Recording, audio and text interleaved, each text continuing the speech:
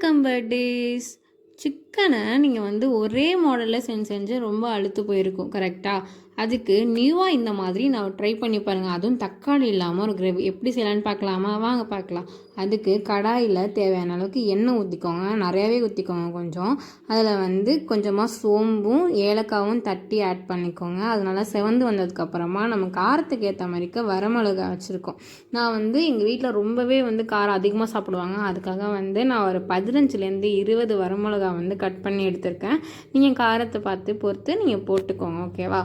நல்லா செவந்து வர விட்டுருங்க. இந்த கிரேவி பார்த்திங்கன்னா நம்ம வீட்டில் அடிக்கடி செய்கிறது. ஏன்னா இது எப்போவுமே வேஸ்ட்டே ஆகாது.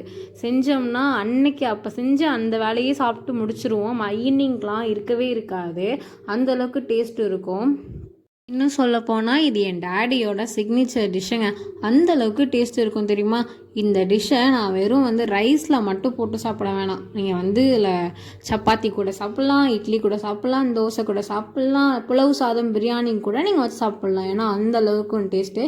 நீங்கள் ஒன்ஸ் இது செஞ்சு கொடுங்களேன், வீட்டில் இருக்கிறவங்க எல்லாம் திரும்ப திரும்ப செஞ்சு கொடுங்கன்னு சொல்லி கேட்டுக்கிட்டே இருப்பாங்க.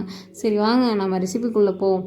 அதுக்கப்புறம் இதுக்கு கட் பண்ணி வைக்கிச்ச வெங்காயம், ஏன்னா நைஸாக கட் பண்ணி வச்சுருக்கேன். அந்த வெங்காயத்தை நான் தக்காளிலாம் ஆட் போகிறதில்ல அப்படிங்கிறதுனால வெங்காயம் நல்லா தாராளமாகவே இதில் ஆட் பண்ணி நல்லா வதக்கி விட்டுக்கோங்க. இந்த ஆட் பண்ணியிருக்க வெங்காயம் நல்லா கோல்டிஷாக ஆகிற அளவுக்கு நல்லா வதக்கி விட்டுக்கோங்க.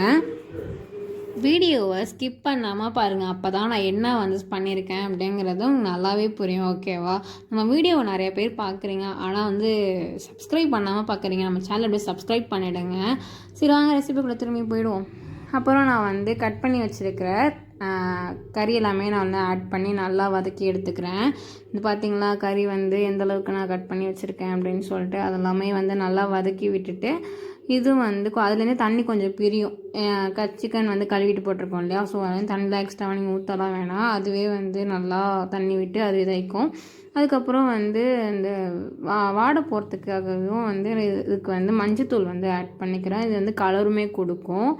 நல்லா மஞ்சத்தூள் கொஞ்சம் 1 ஸ்பூன் அளவுக்கு, 1 டீஸ்பூன் அளவுக்கு ஆட் பண்ணிவிட்டு நல்லா வதக்கி விட்டு நல்லா இந்த மாதிரி வந்ததுக்கப்புறமா நல்லா திருப்பி பிரட்டி விட்டுட்டு அது நம்ம மூடி வைக்கிற நேரத்துக்கு ஸோ மூடி போட்டு வச்சுக்கலாம். நம்ம கொஞ்சம் நேரம் டைம் வேக வந்ததுக்கப்புறமா திரும்பி அதை ஓப்பன் பண்ணி அதில் திரும்பி கிண்டி விட்டுட்டு அதுக்கு தேவையான அளவுக்கு இஞ்சி பூண்டு பேஸ்ட் நம்ம ஆட் பண்ணிக்கலாம். இஞ்சி பூண்டு பேஸ்ட் நம்ம ஆட் பண்ணி அதை நல்லா வதக்கி விட்டதுக்கப்புறமா அதுலேருந்து ஒரு ஸ்மெல் இருக்குது பார்த்தீங்களா, அதுவே செமையாக இருக்கும். எப்படா சாப்பாடு கொடுப்பாங்கன்னு இருக்கும், அந்தளவுக்கு இருக்கும் வாசனையே. சரி, இஞ்சி பூண்டு பேஸ்ட் ஒரு 6 டீஸ்பூன் யூஸ் பண்ணிக்கோங்க. அந்தளவுக்கு நிறையா யூஸ் பண்ணிக்கோங்க, ஏன்னா வாசனையாக இருக்கும் இல்லையா நமக்கு. ஸோ நான் 6 டீஸ்பூன் தான் சொல்லியிருக்கேன். நம்ம கறி எடுக்கிறது பொறுத்துமே நீங்கள் அதை போட்டுக்கணும். நல்லா போட்டு கிண்டி விட்டுங்க. இந்த மாதிரிக்கு நல்லா எங்கே பார்த்தாலும் ஸ்ப்ரெட் ஆகிற மாதிரிக்கு நல்லா அது கிளறி விட்டுட்டு நல்லா கண்டினியூஸாக விடாமல் நல்லா பரட்டி விட்டுக்கிட்டே இருங்க. அப்புறம் கொஞ்சம் நேரத்துலேயே நம்ம இந்த கன்சிஸ்டன்ஸ்லேயே நம்ம உப்பு ஆட் பண்ணிக்கலாம். தேவையான அளவுக்கு உப்பு. நாங்கள் கல் உப்பு தான் ஆட் பண்ணியிருக்கேன். சால்ட் உப்பு நான் நிறையா குவான்டிட்டி எடுத்துக்கோம், ஸோ அதனால் கல் உப்பே ஆட் பண்ணிட்டேன்.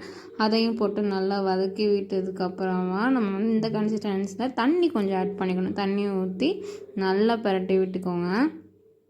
நல்லா ஃபுல்லாக சைடில் உள்ளலாம் எடுத்து விட்டு நல்லா வதக்கி விட்டுட்டு மூடி போட்டு மூடி வச்சுக்கலாம். இன்றைக்கின்னு பார்த்து சரியான வெயில் மண்டையை பொழந்துருச்சு. அப்புறம் காரத்துக்கு ஏற்ற மாதிரிக்கா நான் குழம்பு மிளகாத்தூள் ஆட் பண்ணியிருக்கேன். நான் 2 டேபிள் ஸ்பூன் கிட்ட ஆட் பண்ணியிருக்கேன். ஏன்னா காரம் நிறையா சாப்பிடணும்னு ஆல்ரெடி சொன்னேன் இல்லையா, அதுக்காக. அதுக்கப்புறம் சிக்கன் மசாலா ஒரு அரை பேக்கெட் அளவுக்கு நான் ஆட் பண்ணிக்கிட்டேன். ஏன்னா அது நல்லா வாசனை கொடுக்கும் சிக்கன் மசாலா. நம்ம இது செஞ்சாலே மோஸ்ட்லி சிக்கன் மசாலா யூஸ் பண்ண மாட்டோம். அதாவது சிக்கன் ரிலேட்டாக பண்ணக்குள்ள நான் பார்த்திங்கன்னா சிக்கன் மசாலா, ஆச்சி சிக்கன் மசாலா, சரி அதையும் போட்டு நல்லா வதக்கி விட்டுட்டாங்க அம்மா. பார்த்திங்களா, நல்லா இந்த மாதிரி ஃபுல்லாக பரட்டி விட்டுட்டு இந்த கேப்பில் நம்ம தேங்காய் திருவி நல்லா அரைச்சி நல்லா பால் புழிஞ்சு எடுத்து வச்சுக்கலாம். மூடி போட்டாச்சா, அதுக்கப்புறம் பால் புழிஞ்சு எடுத்து வச்சுருக்கோம் பாருங்கள், அதையுமே நல்லா இதில் ஆட் பண்ணி அதுக்கப்புறம் நான் இது உங்களுக்கு இது பால் வந்து கிரேவி கன்சிஸ்டன்சியில் வேணும் அப்படின்னு சொன்னால் நம்ம பால் வந்து எந்த மாதிரிக்கு எடுத்துக்கணும், குழம்பு மாதிரிக்கு வேணும் அப்படின்னா தேங்காய் பால் வந்து கொஞ்சம் எக்ஸஸாகவே நம்ம ஆட் பண்ணிக்கணும்.